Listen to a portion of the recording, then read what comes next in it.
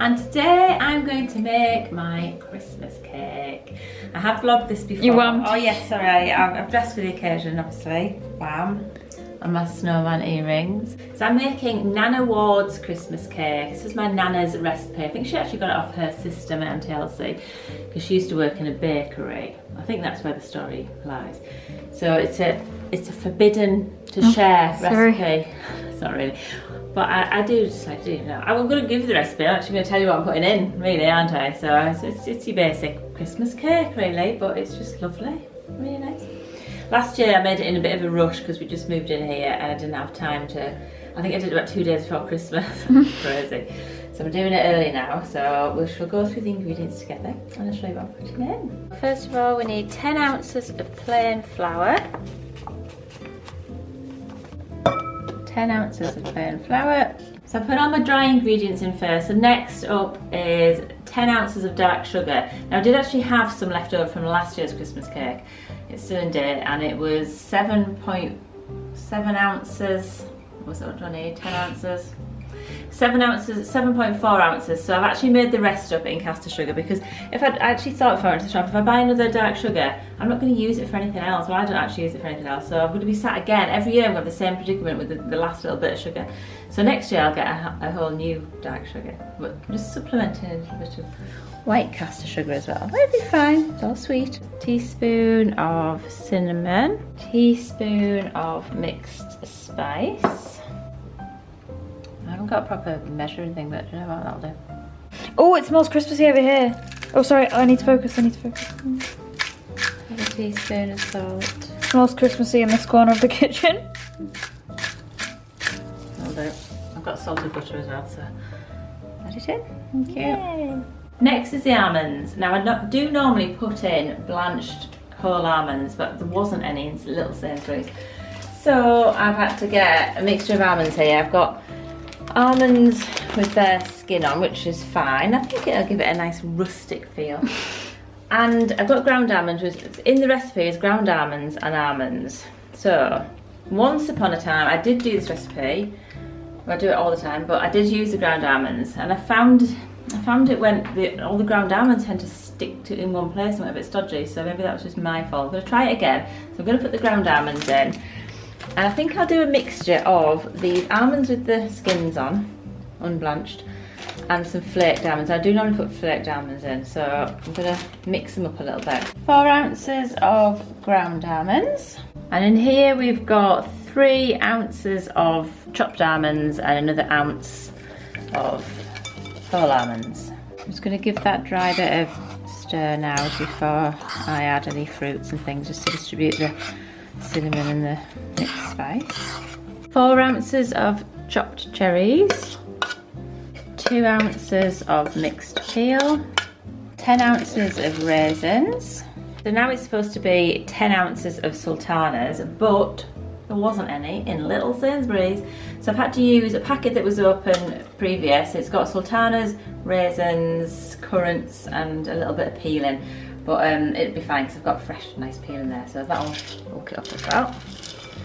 Extra bits in, all the merrier. Got 2 squirrels in the garden having a little bit of a fight over the nuts at the top. I keep feeding them pecans and walnuts and they both came flying over the hedge there. I don't know if one was going for the nuts and the other one's like, no, that's my garden, get off. Oh, there he is, look. This is my residence. I get fed here. Is that you're not paying rent? Wow! Going fast. Now we need a tablespoon of treacle. And again, Little Sainsbury's didn't have any treacle.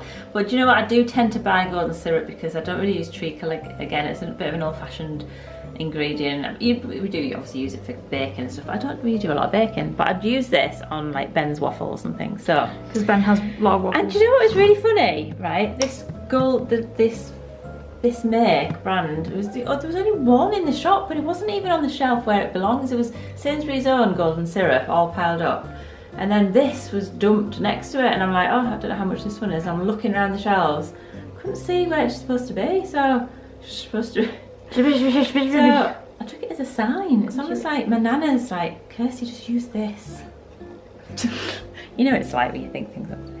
Right, so we're gonna have tablespoon of this. Extra little squirt there. This might be actually a bit of a small spoon. Exactly. Spoon might be a bit bigger, so I'll just let that run into there while I check what else I need. You ain't having any Christmas cake, mister. It's not made yet. Tease is looking. He's like, where's the squirrel? Oh, there's 3 of them. Oh, Tease is having a great go. T wants to go say hi. Hotel. I'm running a squirrel hotel. Feed one. No. Tease is like, I want to see my friend. I'm booked up. Tease, our squirrels are friends. Do you want to see the squirrels? Oh, careful, might want to play. You might want to be the squirrels' friends. I'm not sure the squirrels want to be your friend, Teaser. Don't take it personal. I'm just going to mix all this together so far, and then I'm going to add the eggs and the butter. Now we're going to put in 8 eggs. These are medium eggs I'm using. And then we've got in here, how much butter did I put in? 10 ounces of, I've put in full fat layer pack.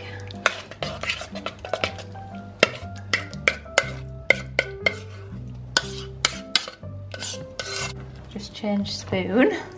I think I was getting lost in the undergrowth of ingredients, so this one's better. Can you believe I've actually forgotten an ingredient? So I'm gonna have to dash to the shop now and get some brandy. I had it on my list as well. I had it written down and I just forgot to get it.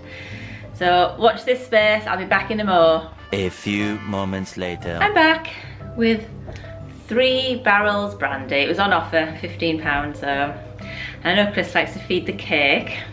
I've got him a nice one. Now we need to add 1 to 2 shots of brandy. So obviously I'm going to put 2 in. 1, is that quite a big shot? It's a shot glass though.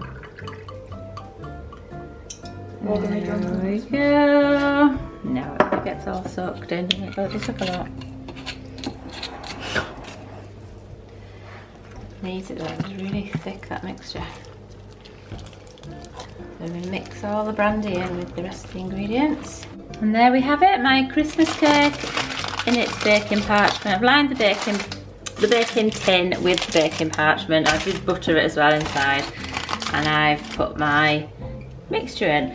Now my Nana's recipe does say leave a hole in the middle before cooking to allow it not to mount up on the top, but whenever I try, maybe because I put more brandy in than what my Nana probably does, but she used to pour plenty of brandy and stuff in things she was cooking, but when I try and make a hole, it just kind of like, I've made a little bit of one, sort of comes back in to the middle, but we'll do that and see what happens. Right, the cooking instructions are a little bit to be desired because it says cook 1 hour on 120 and cook for a further 7 hours on 110 degrees Celsius, which I've never ever left the cake in that long. So I just kind of put it in, turn it down a bit, and then just keep an eye on it really. Use a little cocktail stick just to keep testing, see if it's cooked all the way through. Probably about 3 hours, maybe 2 even. We'll see, I'll let you know. And here's my cake all finished. I'd say that was in the oven for about 2.5 hours. I didn't really turn the temperature down that much. I left it on 220, 210, I can't remember, 220, somewhere around there. But I mean, obviously our ovens today have fans, so they probably don't take as long as what they used to. I mean, look, that's clear. Lovely. So I'm gonna wrap that up now.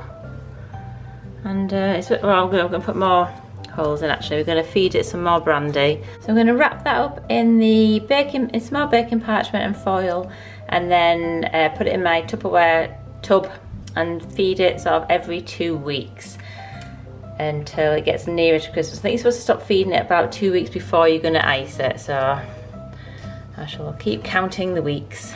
As you can see, I've just had a bath now. It's 2.5 hours later. I've walked the dog. I'm just going to do pizza for tea. So I hope you enjoyed my Nana Ward Christmas cake recipe, and I can guarantee if you do this recipe, your cake will be top notch.